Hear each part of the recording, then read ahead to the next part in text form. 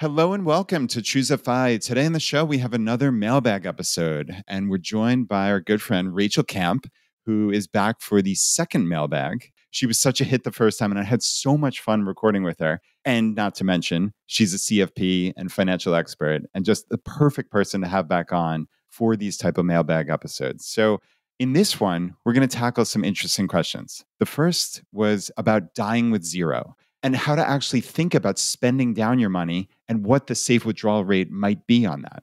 Then we move into high fee 401ks and do you max out your match, a sabbatical and mini retirements, and the phase out limit on Roth IRAs. I think this is going to be a really fun episode. And with that, welcome to Choose FI.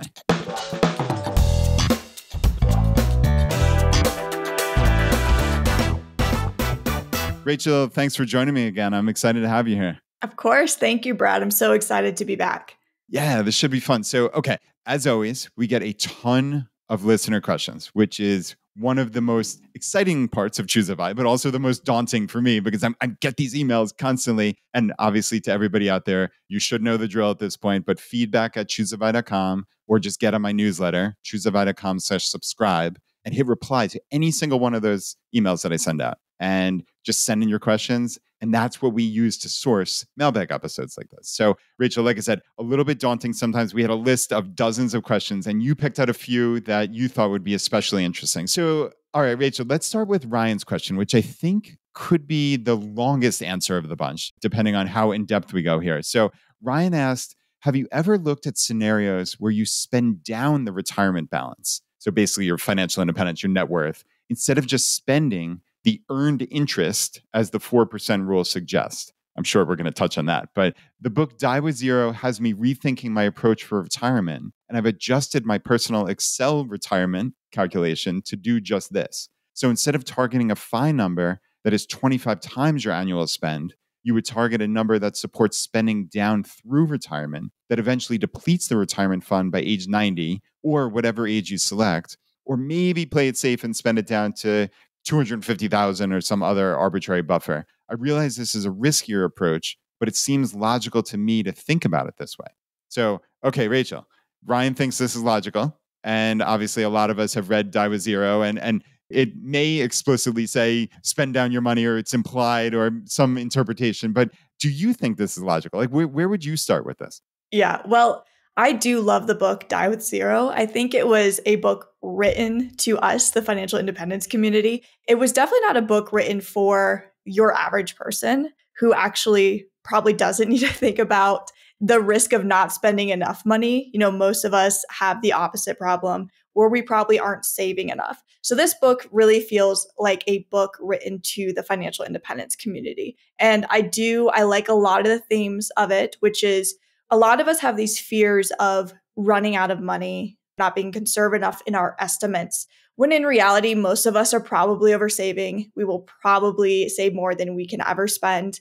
And we actually should be thinking about some of these other fears. What if I don't get to enjoy this money? What if this is the only time I could enjoy this trip or the only time I could spend time with my children? So I love that this book brings up these questions. I think it's really, really important. As far as the logistics behind it, I mean, Die With Zero, great name, brilliant name for a book. Is it logical? For me, I've struggled with it, with the math around it. And actually, if you read the book, and correct me if I'm wrong here, but I believe what he suggests as kind of a strategy, his strategy for dying with zero is actually annuities. And I found that fascinating when I read it, because in the financial independence community, there is this kind of negative association with annuities, which is fair. I mean, first and foremost, when we talk about annuities, we have to think about it as insurance rather than an investment. And he says that in the book as well. So I think his strategy is interesting. And he basically says, look, if you're not going to go the annuity route, then you basically have to be your own insurance company. And then you have to have a cushion in order to do that. So if we're having a cushion, now we're kind of right back to that 4% rule. So the way that I've looked at it and the methods that I have studied have taken this approach, kind of the ideas behind this approach of, well, the 4% rule was designed to survive a worst case scenario. And we certainly can't ignore the possibility of a worst case scenario. There is the potential that we retire into a bad market. And then we actually do have to withdraw only 4% in order for the portfolio to survive. That's a very real scenario.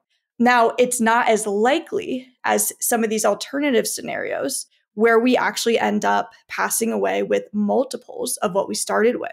So I think when you look at the numbers on a 30-year time horizon with a 4% withdrawal, it's a less than 10% chance that you end with less than your starting principal. So if you start with 1 million, it's a less than 10% chance that you actually die with less than 1 million. Huh.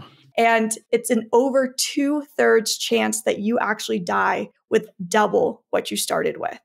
So, like I said, I love this book because it does begin to challenge that idea of, okay, great, but why are we operating just in a way that survives a worst case scenario? Why can't we think about what if we have a good scenario? What if we retire into a good market? And there are other strategies, variable withdrawal strategies or dynamic withdrawal strategies, whatever term you want to use, that start to address that question. And I can get into the idea of what some of these strategies look like too.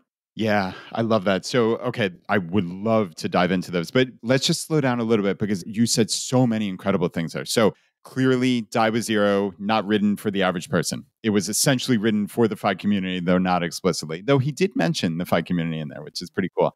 It's funny because I thought of Die with Zero more as a mental framework of reallocating spending. So, it's interesting how people can read the same text and focus on different aspects. Like, frankly, it didn't enter into my mind the true die with $0. Like, that doesn't seem to be a goal for me, but obviously to each his own. I don't think if you could somehow maybe slide into home plate on your last day with $0, yeah, if you were guaranteed of that, would that be such a terrible thing? No, probably not. All you need to know is the day you die.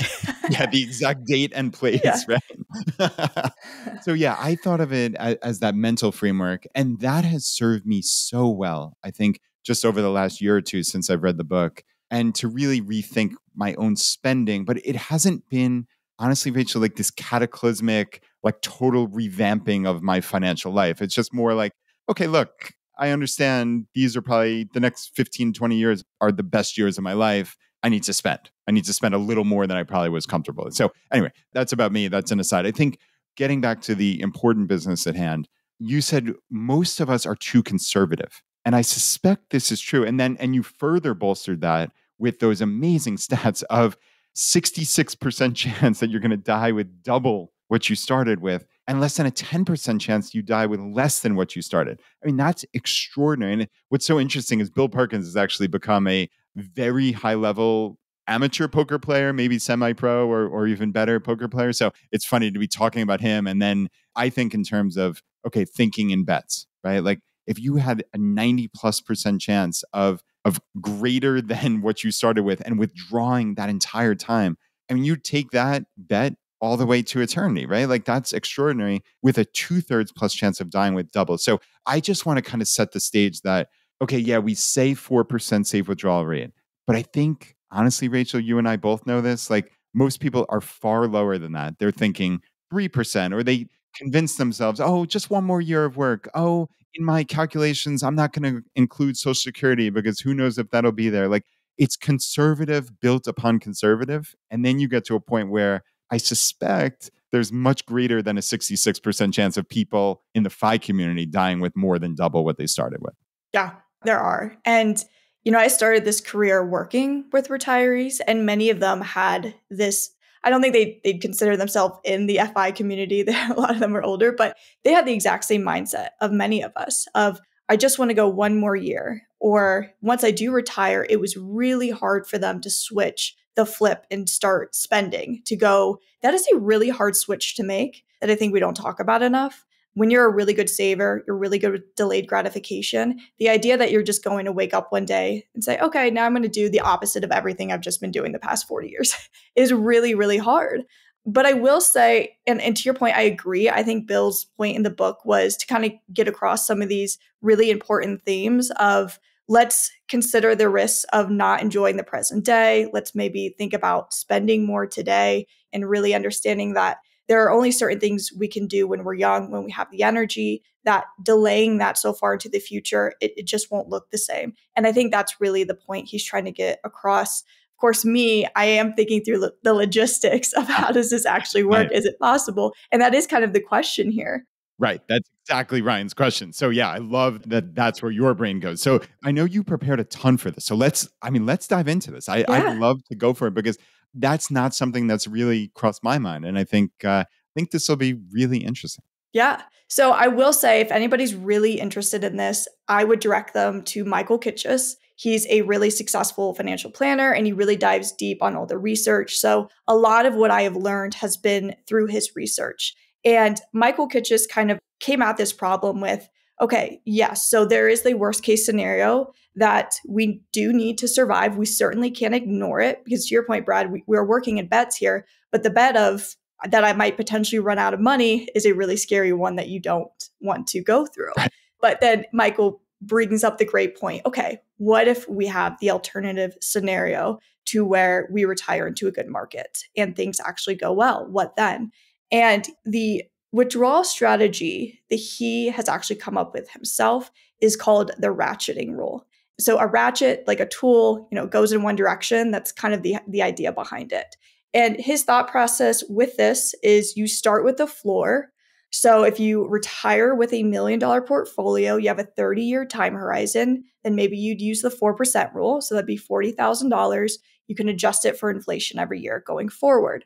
Now, the idea is if the market does well, I should have the chance, the opportunity to increase my spending. I don't think we should keep it at 40,000 adjusted for inflation every year if the market were to take off, because that's the scenario where we end up dying with multiples of what we started with. So the example that he gives is the rules are if your portfolio increases by 50%, so that would mean we go from 1 million to 1.5 million.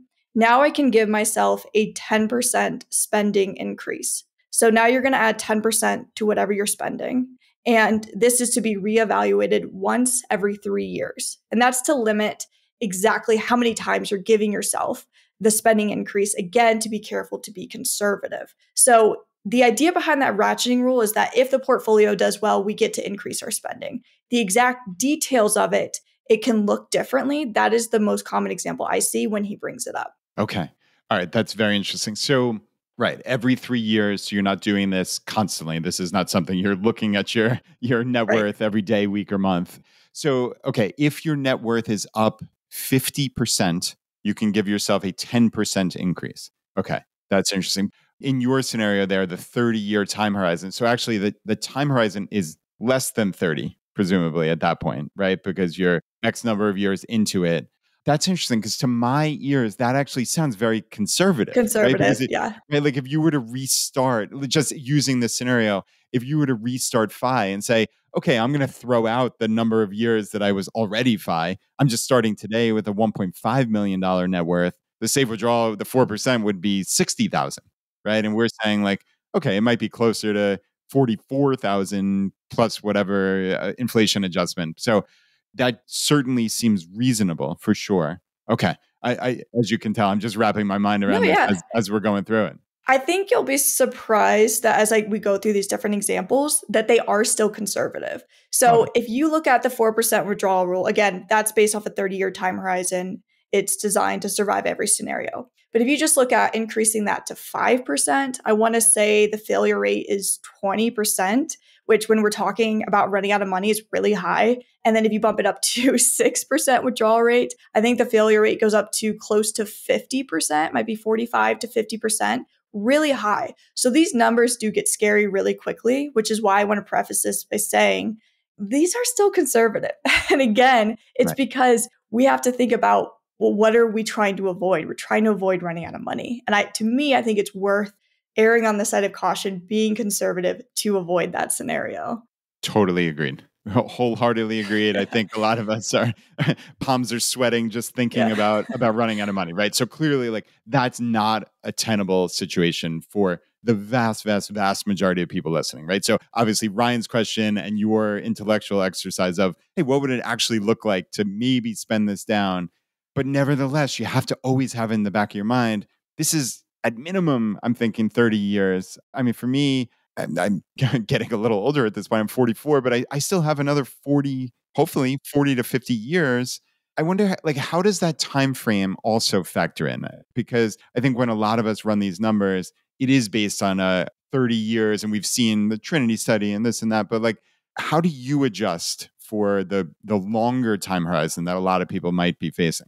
Yeah. So, and that's why I keep saying and emphasizing a 30-year time horizon. The floor is 4% for a 30-year time horizon. When we're talking about 40, 45-year time horizon, the 4% rule actually does not hold up anymore. And now we're looking at, I believe the correction is we're bringing it down to 3.2% to be safe. So that is, of course, even more conservative. But this does bring me to another example or another strategy that you can use, which is called the guardrails approach. And this was created by John, I hope I don't say his last name wrong, Guyton, Guyton.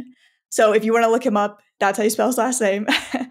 And it's how it sounds. You put guardrails in your portfolio. So you would start with the most common guardrails would be 3% and 5%. And the idea is as long as you stay within those guardrails, you're fine. But for Michael Kitch's strategy, the only direction spending can go is up. Now I'm going to talk about a strategy where spending can actually decrease. And of course, we can assume the negatives with that.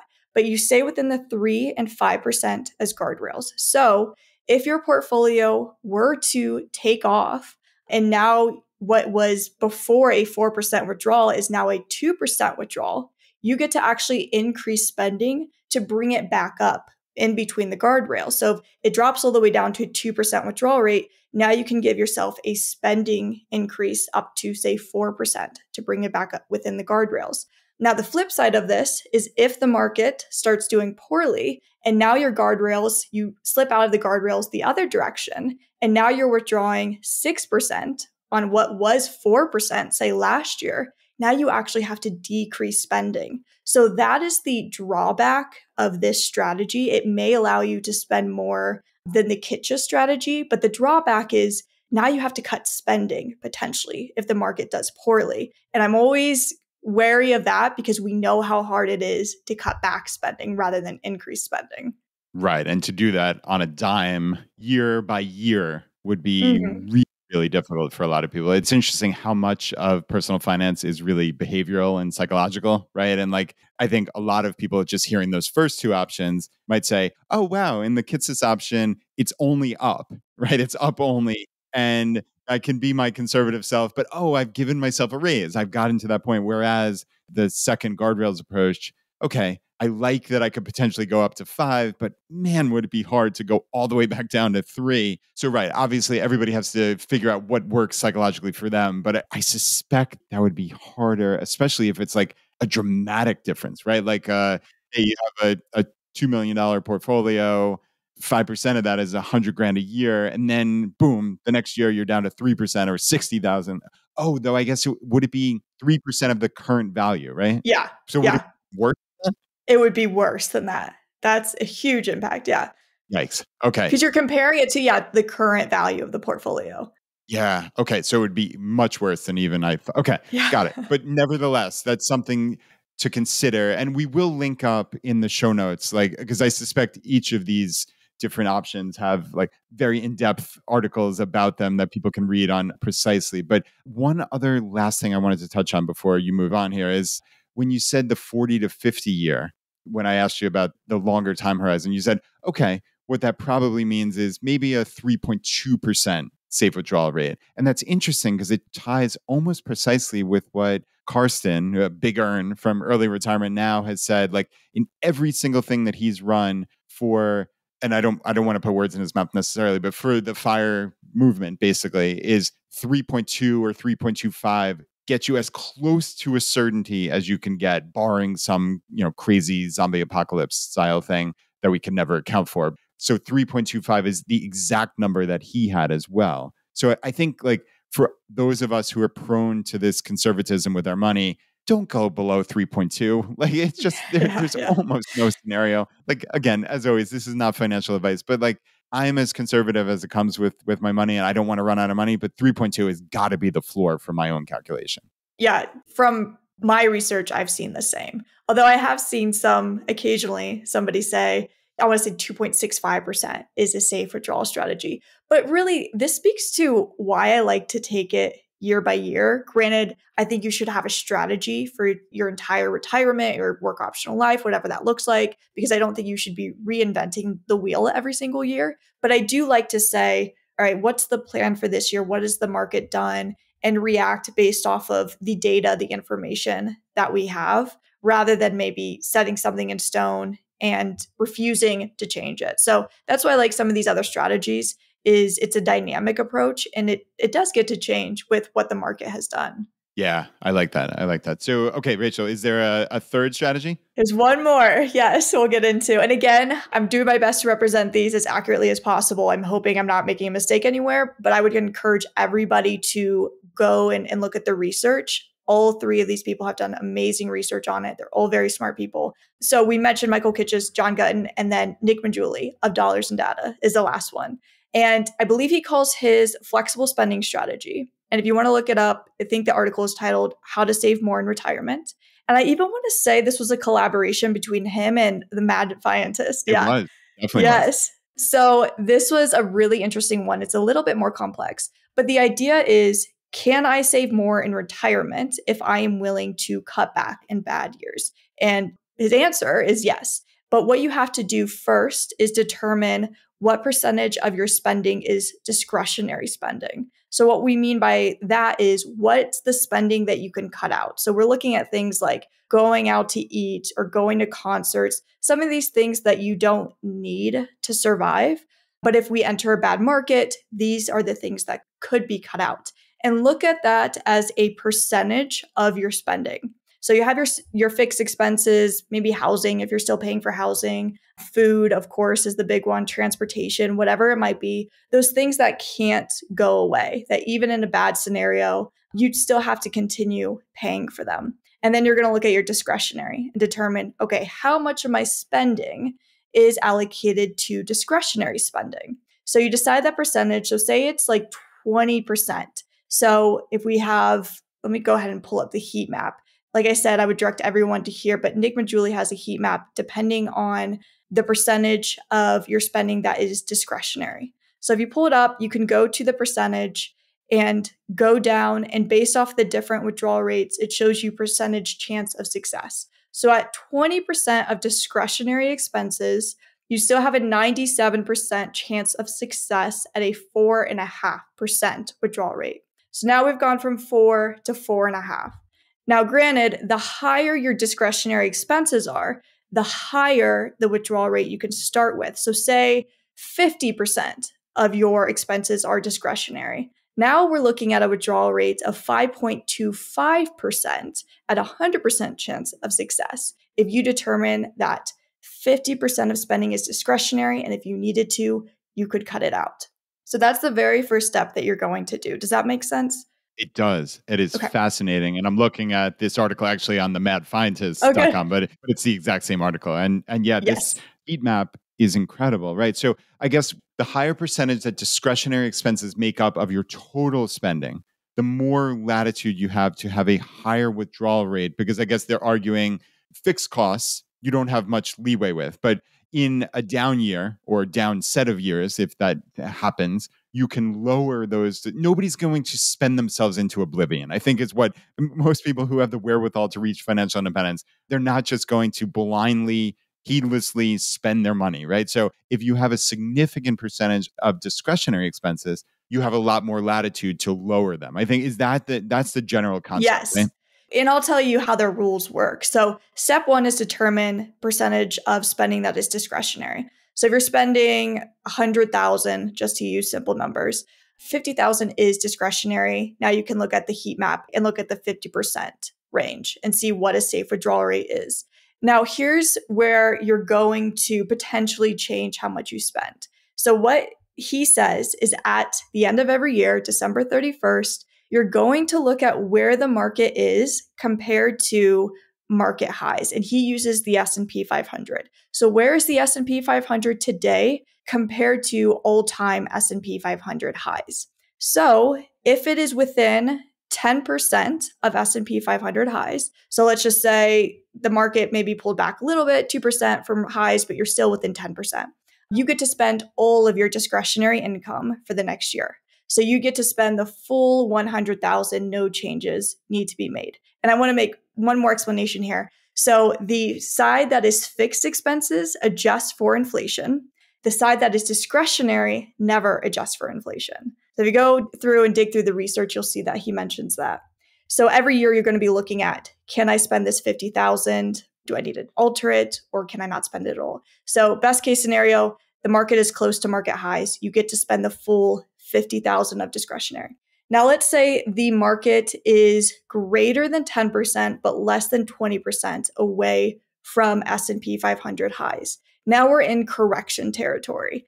And his recommendation here, or based off the numbers they ran, is that we cut discretionary expenses in half if we're in correction territory. So instead of spending the full 50,000, now you can only spend 25,000 for the coming year. So you still have your 50K of fixed expenses that you can spend, and now you have to cut discretionary by half to 25,000. Now, the worst case scenario is if we are in a bear market territory and we are greater than 20% away from S&P 500 highs.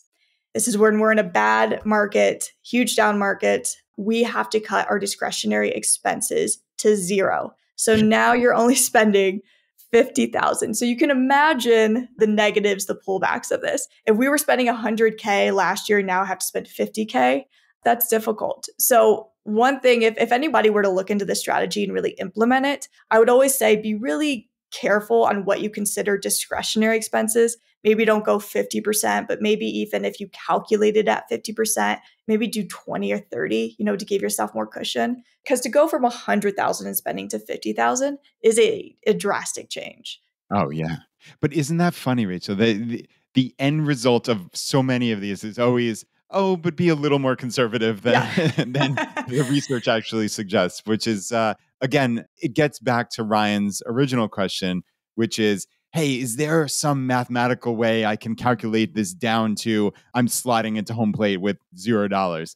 There really isn't, because it's so difficult to know. Obviously, it's impossible to know the returns of the market over the next 30, 40, 50 years. It's not doable. So there's no way we can say in early 2024 that here's the precise calculation to have $0 and not run out of money in the intervening time. So I think at the end of the day, that's the short, succinct answer. But what's cool is, and you're illustrating here so beautifully, is there are different methods to not just blindly say, all right, I retired on X date and here's my withdrawal forever, right? I think that's difficult for people to just have that, okay, this is my one number.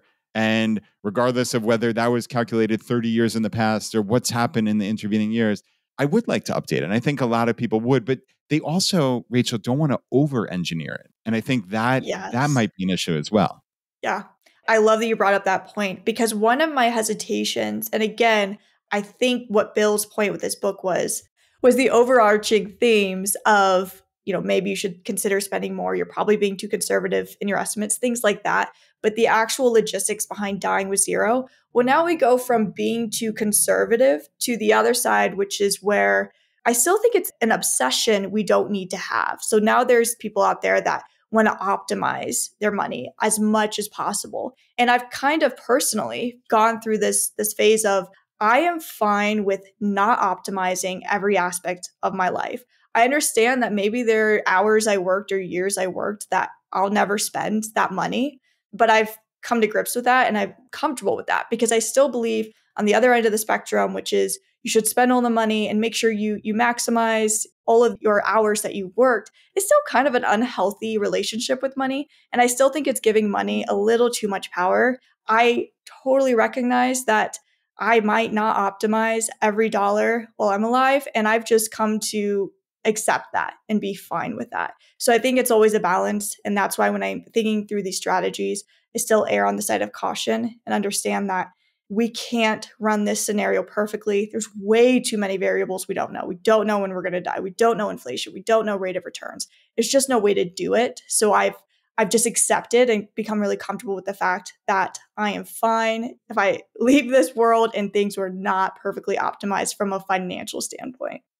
Well, that is, I think, the perfect way to leave this, and really, it does become a psychological exercise too, as much as it is numbers on a page. And I think the thing that I'm leaving with most, especially from what you just said, and the entirety of it was wonderful, but just that those percentage chances of dying with double or more of my money, which suggests to me, okay, I don't have a brand new safe withdrawal rate. I'm not all of a sudden magically making it 7%, because I think that's obviously going to crater my likelihood of having not only double or even the same amount of money, but hopefully not zero, right? But what I'm leaving with that is saying, all right, maybe my natural tendency is to not increase my spending, but I have some more latitude now.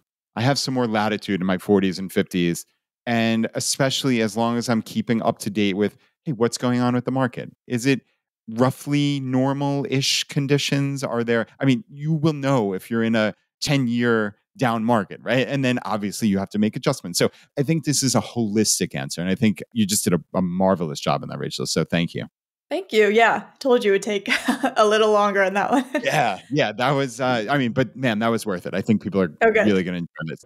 So let's move on to the next question. This one came in from Nicole. She said, hi, guys. I just started listening to your podcast. I'm a 42-year-old single mom and new to investing and saving and FI in general. I currently contribute to my employer 401k, and I'm in a position where I can max it out. But from what I can tell, the fees are just too high. Is it still a smart move to invest over my employer match into the account? Or how else can I invest that money pre-tax into an investment or retirement account? I don't have an HSA available to me. Thanks so much for your time. I'm excited I found your podcast. So, all right, Nicole, thank you. Welcome to the community. This is awesome. And I suspect this is a question that a lot of people have. So, Rachel, ultimately, succinctly here, it's we have a 401k. The options aren't that great. There's high fee options for the investments. And for most people, what that means is when you look at that page of your investment options and you look at the column that probably says expense ratio, if you don't see something that says point 0 something or point 0.1, we're looking for low fees, under like 0.2% in an ideal world. A lot of companies have total stock market funds or S&P funds that have 0.03%, 0.03%. So if you look at that list and see 0.5%, 1%, something like that, Rachel, how do you approach that? Yeah. And, I'll talk about this on how to view it and thinking about it as a guideline. So, of course, I don't know quite enough about this listener to give her a very good answer, but I can kind of give a framework for how to think about this. So, first off, I love to hear that she's looking into pre-tax options. I think Roth options get all the attention, especially in our community. And I have a lot of clients that they come to me and I see everything is in Roth and they're continuing to put everything in Roth, but they are in a really high tax bracket and probably in their peak earning years. So I do think it's great, but it depends on the person to be considering pre-tax options when you're in your peak earning years. And I think that's one variable here that's really missing, because the pre-tax accounts are more valuable depending on if you're in that higher tax bracket. So what you can do is actually look at and compare the fees to the tax savings from contributing to that account. So I'm a huge fan of paying attention to taxes. We think about returns, we think about all these things, but one of the variables that we can actually have some control over and can calculate to some level of accuracy is taxes. So if we were to look at this and say, okay, here are the fees that I'm paying. And again, I don't know exactly what the fees are for her. It could be 0.5%, it could be 1.5%. It's a wide range. And of course, the higher the fee is, the more of an impact that is going to have. You can compare that fee to, okay, but what are the tax savings I'm getting from this account? Because she mentioned she doesn't have access to an HSA. And that's another great option for a pre-tax account. So if you did have access to an HSA, you had high fees in your 401k, I might say, okay, look at getting the match, then maybe look at an HSA. And then you have a deductible IRA contribution, which already most people can't do because the income phase outs for that start pretty early on in the income. So there's not too many options if you are a traditional employee. You have that pre-tax 401k, you don't have access to an HSA. But one of the very first things I would look at is what is the tax impact for putting money, contributing to this 401k, and how does that compare to the fees? And then, of course, I don't think enough people do this, but this is something I always tell clients. And it really depends on the size of your company and maybe what level or what role you're in, but maybe advocate for changing your 401k. Sometimes I will write out an email that my client can just copy and paste and send to their HR and say, hey, I'm really interested in putting more money away into my retirement, but I'm not happy with the fees here or the options that we have. Is there any way we can look into some other options and maybe try to bring the fees down? I've had some really pleasant experiences where this has had an impact. So I always encourage people to, why not try that option? The worst thing that can happen is they respond and say, no, we can't change the 401k plan. Yeah. I love that. I know I've gotten a ton of listener emails over the years. It's amazing when you have empowered people who now have the financial knowledge that, frankly, most people in your HR department don't have, or just, and that's no slight on HR departments, certainly. It's most people don't have. And if you show up and say, hey, here's the net worth impact on making this decision for every single employee at our company, like this is the biggest raise you could ever give people, even if it's unbeknownst to them. Like, I suspect a lot of well-meaning people are going to move to try to get those lower fee options. So yeah, that's really cool. And I love that you focused also on pre-tax buckets, because I think a lot of people in, like you said, kind of the greater personal finance world focus on Roth. But we in the FI community look at the pre-tax buckets because it's, hey, I'm controlling my tax rate now. I'm getting a tax deduction now. And for a lot of people in the FI community, there are some pretty advanced strategies to potentially get your money out down the road using, let's say, a Roth IRA conversion ladder, which, Rachel, way back when in episodes 17R and 163R, we have 2 case studies on that to talk people through it. It's outside the scope of what we're doing here right now. But there is a potential that if you get to a retire early figure where you're earning very little income, where you can get the vast majority of your regular 401k or ultimately your traditional IRA, that money out tax-free or pretty darn close to tax-free, which is extraordinary. And I think that's one of the superpowers of the FI community. So yeah, I mean, I focus on these pre-tax buckets if I can. So, okay, right. This is ultimately, we're in a situation where they have an employer match. I guess we didn't touch on that, right? Is regardless of fees, do you have blanket advice for employer match? Always get the employer match. I mean, it is for most people. Such a softball, right? Yeah. We teed it right up. That's an easy one. Yeah. It's 100%, for most people, 100% return on your money if they match it dollar for dollar. That's not a return you're going to find anywhere else. And there is kind of like an obsession over fees sometimes. And we don't think about the other variables in the equation. Okay, but sure, the fees might be high, but if I'm getting 100% return on my money, that's going to be any fees there are. There's nowhere else I can go that will give me a guaranteed 100% return on my money. Yeah, that is an absolute slam dunk in my perspective as well. And so the 2 other factors is, like you said, that your current marginal tax bracket has got to be factored in here. I'd love to hear your thoughts on that. But the second piece would be, okay, yeah, the fees are significant now, but many people are really not staying at jobs forever. And it's not like you're locking in those fees for 50 years. When you separate from that company, you're able to roll out that 401k into a traditional IRA that you control at an investment firm of your choice at that point. So this is a little dicier, Rachel. I'm hesitant to say, but I think it's something to keep in mind in the sense that, like, yeah, there's a real high likelihood you're not going to be at that job for 30 years. So you're not stuck with those fees. So to forego, let's say you were in a super high marginal tax bracket, to forego that tax deduction now for fees that might only impact you for a couple of years, I think there's some give and take here. Yeah, that is a great point. I'm so happy you brought that up, because we also have to remember that there are contribution limits to these accounts every year. We don't get to go back and make up for those contributions that we missed in previous years. So I do think there is a weighting we have to think about here on, well, this, I can't put in, 22,500 or whatever amount it is every single year forever. So it might be an opportunity that I don't want to pass up. So let's go ahead and put that money in, and it does get to grow tax deferred. Again, another tax savings that we have to think about, in the future when we're thinking about this compared to fees.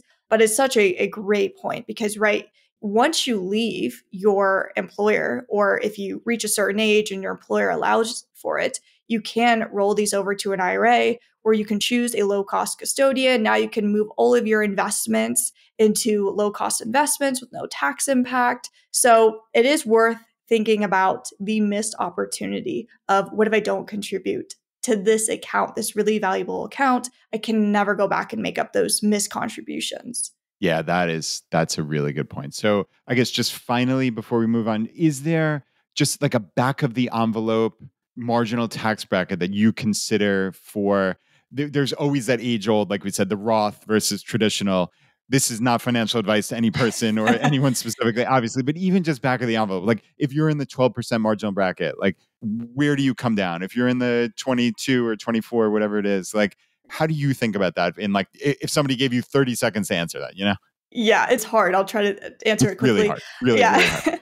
And I take it person by person because somebody's peak earning years might be in the mid 20% tax rate. Somebody's peak earning years might be 37%. So I do like to think about it for that person. And okay, do I think, at this age, maybe in late 30s, early 40s, mid 40s, whatever it is, am I probably in my peak earning years? And is this a time where I should defer taxes? Yes. So I prefer to think about it in that way rather than give if you're in the 12%, always Roth. You should do this. Yeah.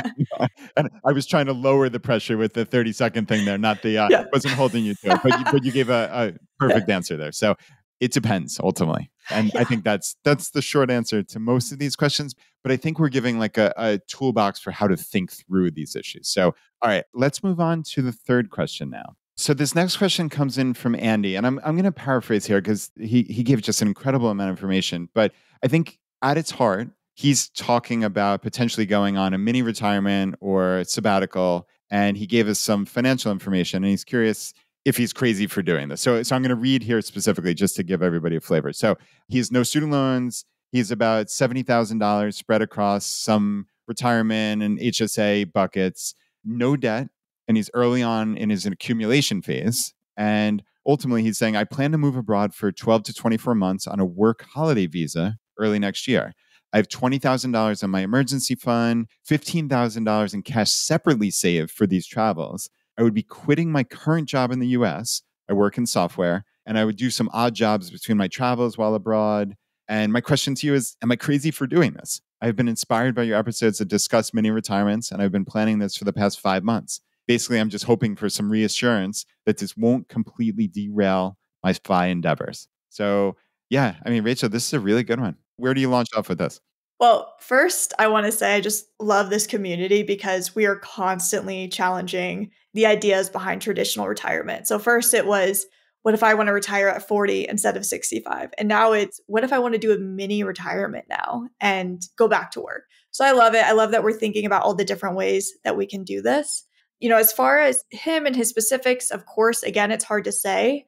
20,000 in an emergency fund and 15,000 in cash might sound like too low for some people, but I don't know how he's spending. Or again, he mentions a strategy for creating income when he goes abroad. So that alone is a little bit hard to say, but I will say the great thing about a mini retirement or sabbatical is that the math is really easy, right? So in the beginning of this episode, we were going through all these withdrawal strategies and we were thinking about a portfolio that has to survive a 30 to 45 year time horizon. Now, when we're dealing with mini retirements and we're talking about 6 months or a year or 2 years, the math is easy and we don't have to run these, crazy Monte Carlo simulations and see the percentage chance of success. It's essentially save up the cash that you need, your living expenses that you need, and keep it in cash. We don't want to invest this money because we're going to need it within the next 6 months to 48 months or however long it might be. So that's the good news, is that the math and the saving and the strategy there for a mini retirement is really simple. Now, as far as is this going to derail and throw off all the progress I've made? Again, can't say for sure the impact that it's going to have, other than to say it probably will have some sort of impact. Could be negative, might even be positive, depending on what you do during that sabbatical. So if you're just going, you're in your career, you take a year or 2 years off, you're not saving during that time, and you go back to work, you go back and you're making the same income you were before, yeah, that's going to throw off your freedom number, your freedom age, maybe by a year, maybe by 2 years. It will have some impact if we were to look at it in a vacuum like that. But then there's a lot of research behind sabbaticals or behind mini retirements to show that it could actually be positive to your career. If you use it as a time to think about maybe a career shift or even to start a side hustle. Again, though, I want to emphasize if you want to relax and take a break, that's what you should do. Not everything should be around work. But for a lot of people who have done this, they've actually, when they've returned to work full time, they've actually found it's had a positive impact on their income. Now they can save more, and it might have positively impact their financial freedom endeavors. So it's hard to say if we were to look at it in a vacuum. Yeah, it might knock a year off or 2 years off of your financial freedom goals. But I also want to encourage everybody that we don't have to look at every decision solely based in the numbers and what impact it will have on your net worth. Sometimes we can think about what if in 20, 30 years, I can no longer take that backpacking trip to Southeast Asia? What if 20 years, my children are fully grown and I don't get to make up this time. This is the only time I can spend with them while they're young. There's other factors to consider here. And you may look at the numbers and say, this looks like it's going to have a negative impact to my financial freedom goals, but that's okay because that's not the only variable I'm considering. Yeah.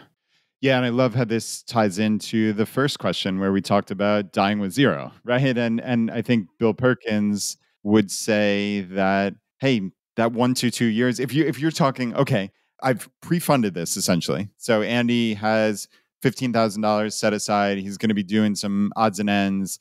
And sure, 15,000 isn't going to pay necessarily for the entire 1 to 2 years, but it sounds like he's got a good portion of this covered. I know our good friends Christy and Bryce from Millennial Revolution have talked about like just how inexpensive it can be to travel for a year. I mean, I think if I remember correctly, their number was somewhere in the vicinity of like $25,000 for the two of them. So it's really doable. And then, yeah, going back to die with zero is, would you trade those 2 years of, okay, yeah, you might have to work 2 extra years on the backside, but you just got these 2 years traveling the world that you could never, ever replace that. And Andy doesn't say precisely how old he is, but let's say in your 20s or 30s, you're not going to replace that. In your 70s, you're just not. You're just simply not. So I think that's important. Another thing, I just have all these random thoughts in hearing this. Like, he works in software. Is it possible in this new day and age of working remotely? Have you considered getting a software job that you could work 1 day a week? And then this whole thing maybe it doesn't set you back at all, right? Like maybe if your life only costs $25,000 a year and you're making even a fifth of a software salary, you might actually be able to save money along the way. So again, just a random thought. Our good friend Jillian Johnsrud has a new website called retireoften.com, and she has a podcast of the same name where she talks very explicitly about mini retirement. So I think I would send Andy there. I would send anybody who's thinking about a mini retirement generally. And Jillian was on the show late last year where we talked about mini retirements. It was episode 451. And she actually said, like you said, Rachel, you never know. Sometimes this could actually accelerate your path to FI. That was actually the title of the episode, Mini Retirements to Accelerate Your Path to FI. So Jillian has some interesting thoughts on that. So yeah, I mean, this is a good one from Andy, right? It's like, yeah, in a vacuum, is this going to quote unquote set you back? I mean, yeah, I guess by the technical definition, but oh goodness, to have a year or two to travel the world, like, that sounds like a pretty good trade to me. Same here. Yeah. When I think about my life and the way that I want to live it, I do my best to try to minimize regrets. And I think if most of us were to look at our life at a whole and think, at the end of my life, do I see myself regretting that 1 to 2 years that I took off to travel the world I can't imagine any of us would really regret it, especially, no chance. No one is going to say, and I wish I would have just worked through those 2 years. Now I could have 3 million instead of $2 million. There's other variables, there's other factors that should go into your decision making outside of just the numbers, your career, and what you do for money. Hear, hear. Couldn't agree more. So, Andy, we're giving you with the information we have, we're giving you our blessing. That sounds absolutely wonderful. And enjoy and let us know. Definitely get back to have it. fun. So, yeah, indeed. That sounds amazing. All right, Rachel, we're going to do the last question here. I'm going to paraphrase Devin's question, which was a great one. So, he is contemplating a Roth IRA contribution here in the new year. And he's concerned that his income is going to actually go over the phase out limit. And I guess he wants to make the contribution early in the year, but then is worried about, hey, what happens if I'm over this phase out limit? What do I do then? So, Rachel, how does someone like Devin here consider this? They want to make a Roth IRA contribution or really a retirement contribution, but they're worried about the limits and worried about going over them. What do they do? Yeah, I can answer this pretty easily because I have been in this exact situation before personally. Nice. So a Roth is an account that I contribute to every year. And it got to the point where I was worried that I was on the cusp of being phased out of directly contributing to the Roth. So what I did is it's very simple. I just did the backdoor Roth IRA. Some people are concerned that maybe there's some downside to doing the backdoor rather than directly contributing to the Roth. And just to give you guys a quick explanation here of the backdoor Roth, that's when you make a non-deductible IRA contribution and then you convert it to the Roth. So it's a legal loophole for a way for higher earners to get around the phase out limits. So what I decided to do is just not overthink it. Do the backdoor Roth as long as you make sure that you can avoid the pro rata rule, which makes sure that you have $0 in traditional IRAs, SEP IRAs, any type of IRA. Those need to be cleared out in order for you to do this in a clean way where you're not going to be double taxed. So that's what I did. And to be honest, as long as you don't have money in the traditional IRA, I don't see any downside to it other than it's an extra step. It's going to take you a little bit more time to do the backdoor Roth rather than just directly contribute to the Roth. I will say I've had people worried about the 5-year rule and think that the backdoor Roth is inferior to directly contributing to the Roth IRA because of the 5-year rule. The 5-year rule states that on conversions, you have to wait 5 years in order to pull those out. So Brad, you mentioned the Roth conversion ladder earlier. There's that strategy where you convert money that you're going to spend in 5 years down the road so you can get into it penalty free. What most people don't know is that this doesn't apply when we're talking about the backdoor Roth IRA because the 5-year rule only applies if it is a taxable conversion. So when we're doing a non-deductible IRA contribution, you're choosing to not deduct that money on your taxes and you're converting it over to the Roth. So that conversion is actually not taxable. And the IRS has issued guidance on this and has confirmed that and said the 5-year rule does not apply to these types of conversions. So hopefully that's not too in the weeds. I can just hear people saying, but what about the 5-year rule? It could make it inferior to a direct Roth contribution. But even that isn't the case. So if I were close, and like I said, I've done this personally, I was close, and he makes a good point of, I don't want to wait a whole year, potentially give up earnings. That's what I would do. Just do the backdoor Roth as long as you avoid the pro rata rule. Wow. Okay. I love the advanced strategy. That's really great. And do we have like the actual, so what if he didn't listen, just chooses to ignore your advice here, and he actually directly contributed to the Roth IRA and then finds towards the end of the year, hey, I'm over that phase out. What do you do then? I meant to bring that up in my original point, but it's a headache to have to go through and pull out those Roth. And I've done this before. I know it because I've done it before for a client. They contributed to the Roth. They thought they were going to be under the phase out limits. Then they got a huge bonus at the end of the year, pushed them over the limits. Now they need to take out the money they put into the Roth. And you have to calculate, okay, so they already had money in the Roth. So what amount of earnings is attributable to that contribution? And you have to, yeah, you have to take that out as well. There's an IRS calculator that you have to use. That's why if it takes an extra step now, to me, it is worth it to avoid the headache of having to take out those excess Roth contributions, calculate the earnings on those contributions. And then, of course, if you forget about it, you risk penalty, you risk all kind of crazy things that just aren't fun to go through. So in my head, I'm thinking, let's avoid that scenario completely and just do the backdoor Roth. Okay. That is critical information. So, right, it's not just like there's an easy undo button. I want to pull this out. You can undo it, but it's not easy at all. Okay. So that leads us to believe, yeah, you want to be really cautious with this. Now, again, he doesn't want to forego the earnings, which is why he wants to put it in January or February. But realistically, you have until, is it when you file your tax return the following year? Or is it April 15th? Or if you extend it, do you get the extended? Like, I guess in essence, you have all the way until at minimum April 15th of the following year to put that money in. So once you've calculated what your modified adjusted gross income is, right? Yeah. So you could wait and just see what the final numbers are and do it then. The only caveat is if you do end up having to do a backdoor Roth, it is slightly cleaner to make the non-deductible IRA contribution and do the conversion in the current year rather than wait. And I've been through all of this. You've been there. I've been there. I have done it where I did the contribution and the conversion in different years. It is certainly possible. It's just slightly cleaner to do it within the same year. I always prefer to do it within the same year. So again, just in my head, it's an argument for just do the backdoor Roth. Okay. Well, you sold me. That makes a lot of sense. So I'm really glad we talked through that. And man, we just bombed through 4 questions. And I think this is a really, really useful episode. I think both the nuts and bolts, like you just talked through on this last question, so interesting to I didn't even know that. Like I would not have considered that, okay, doing the non-deductible Roth and then the backdoor, that's actually better in the current calendar year. So like the interaction of how that works with a regular, but you have until April 15th of the next year. So with, again, the behavioral, the die with zero, the how do we think about our money? So this really covered everything. Thank you so much for being here. Round 2 and hopefully of many in the future. Where can people reach out to you? Yeah, thank you, Brad. I had so much fun answering these questions with you today. So Twitter is where I am most active, or X, whatever you call it.